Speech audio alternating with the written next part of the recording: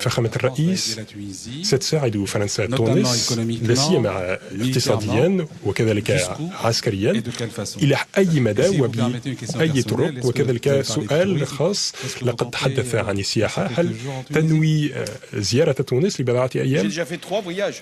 لقد توجهت إلى تونس 3 مرات منذ أن تبوأت منصب رئاسة الجمهورية، وزرتها مرة واحدة قبل أن أتبوأ هذا المنصب. مجددا أدعو المواطنين الفرنسيين إلى زيارة تونس لأنها بلد جميل، ودائما سيحظون باستقبال حفيظ. كيف لنا أن نساعد تونس أكثر؟ بوسائل مالية قد أكدنا عليها، وكذلك بفضل مبادرات مبتكرة وضعتها وزارة المالية بفضل تحويل الدين، وعملية التحويل تمكننا من ترجمتها على شكل مشاريع إنمائية، كما أننا نستطيع أن نقنع الشركات الفرنسية بجدوى الاستثمار في تونس. أعرف أن فخامة الرئيس يلتقي برؤساء شركات فرنسيين، ودعوتهم إلى مأدبة عشاء هذا المساء ليستمروا في العمل مع تونس. كما أن فرنسا ستبذل كل ما بوسعها لحشد الجهود المجتمع الدولي. لقد ذكرت مجموعة ال7 التي سينعقد مؤتمر لها في ألمانيا، وكذلك ستحصل تونس على قروض من المجتمع الدولي والمؤسسات الدولية لإنجاز مشاريعها. كما أن أوروبا قد أشادت وقتها بالثورة التونسية وواكبت العملية الديمقراطية، وستكون دوما إلى جانب تونس. لقد اعتمدتم دستورا جديدا وانتخب رئيس جديد وبرلمان جديد، ولا بد لأوروبا أن تكون إلى جانب تونس، وستكون فرنسا سفيرة تونس إلى أوروبا.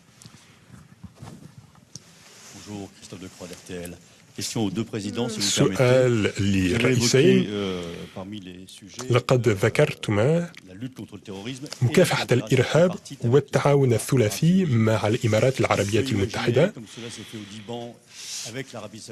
هل يمكن أن يتكرر ما حدث مع لبنان، أي تمويل الجيش بقرض من المملكة العربية السعودية؟ أولا، لا يمكن الحديث عن أمور لم تنجز بعد. إذا ما حققنا تقدما في هذا المجال أو في غيره من المجالات سنعلق عليها، ولكن الأهم حاليا هو الحفاظ على العلاقات بين فرنسا وتونس، فهذا هو ما هو على المحك اليوم. أنني سعيد بعلاقاتنا الحالية وبمستوى تعاوننا، كما أنني سعيد بآفاق هذا التعاون. بالطبع تعتمد هذه العلاقات على العديد من العناصر، ولكن على كل حال فإن هذه العلاقات ضاربة في أعماق التاريخ بين فرنسا وتونس، وآفاقها واسعة. فعلا ستختار تونس بنفسها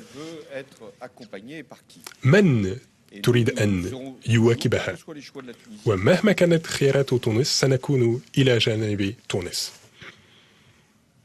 زياد كريشان، جورنال المغرب. وزير الخارجية التونسي قد تحدث عن حرية التنقل بين تونس وأوروبا. هل تحدثتم عن هذا الملف؟ ما هي الإجراءات لتخفيف القيود المفروضة على التونسيين؟ وسؤال آخر بخصوص التعاون العسكري، هل من مشروع ملموس، هل من أرقام أو بروتوكول اتفاقية بينكما في المجال العسكري لابد من التكتم في بعض الأحيان بخصوص الوسائل التي نستخدمها ومصادر التمويل التي قد نجدها. فثقوا بأن ثمة مستوى تعاون جيد من حيث الوسائل المادية التي سننفذها من أجل مكافحة الإرهاب وتأمين الحدود التونسية الليبية. هذا طلب وجهه إلينا فخامة الرئيس، ولذلك فإننا نحرص على تلبية هذه المطالب بأحسن طريقة ممكنة. هذا بخصوص الجوانب العسكرية. فيما يتعلق بحرية التنقل وتخفيف بعض الإجراءات، فهذا ملف قد تحدثت عنه أمام المجلس التأسيسي التونسي، حيث أنني تحدثت عن تخفيف هذه الإجراءات، وسنرخي بعض أوجه المراقبة التي لم تعد مجدية، ولكن في الوقت ذاته لا بد من مكافحة الإرهاب. بعض الأفراد قد يأتون إلى فرنسا بغرض لا علاقة له بالدراسة، لذلك لا بد أن نبقى حريصين وساهرين. وكالة رويترز سؤال للرئيس فرانسوا هولاند. تستقبل رئيس الوزراء الهندي هذا الأسبوع بخصوص مفاوضات رافال. هل تتمنى أن تنتهي هذه المفاوضات في خلال زيارة رئيس الوزراء الهندي؟ كما أن رئيس بلدية تور قد توفي، عثر على جثته هذا الصباح. ما هو رأيك في هذا الأمر؟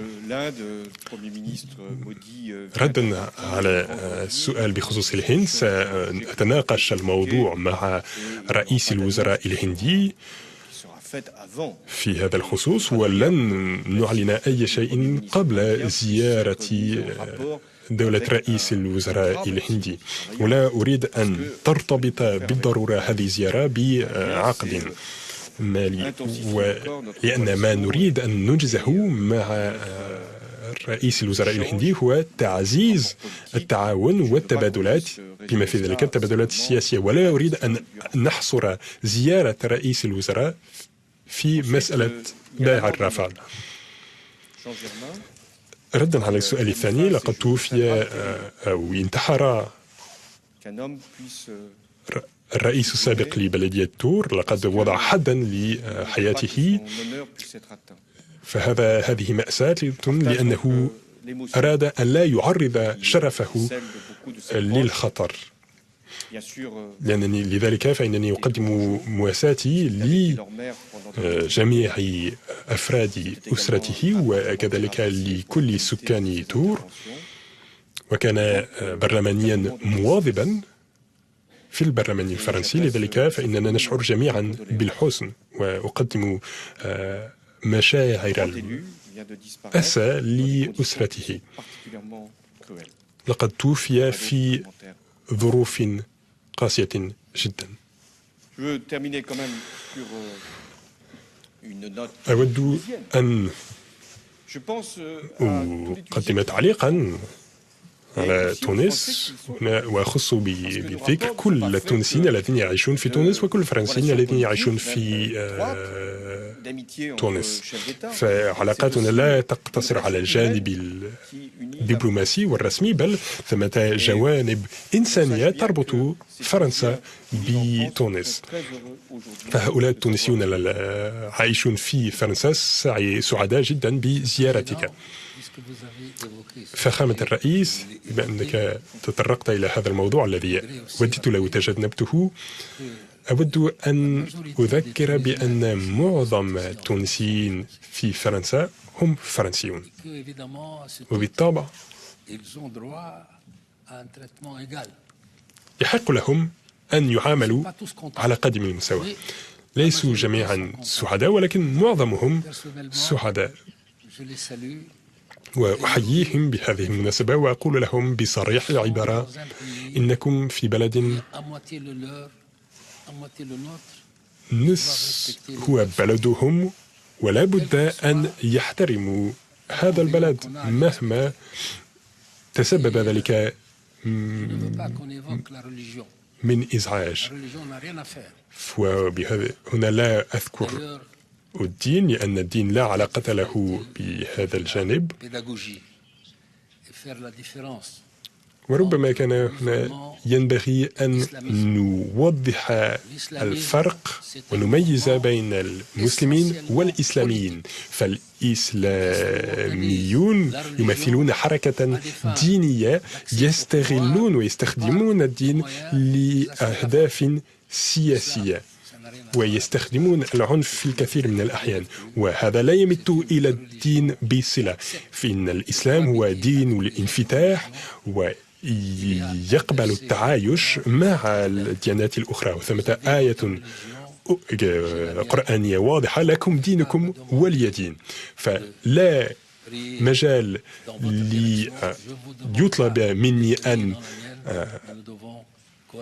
أعتنق دينكم والعكس صحيح، ولكن نستطيع أن نتعايش لأن جميعا نعبد الإله ذاته.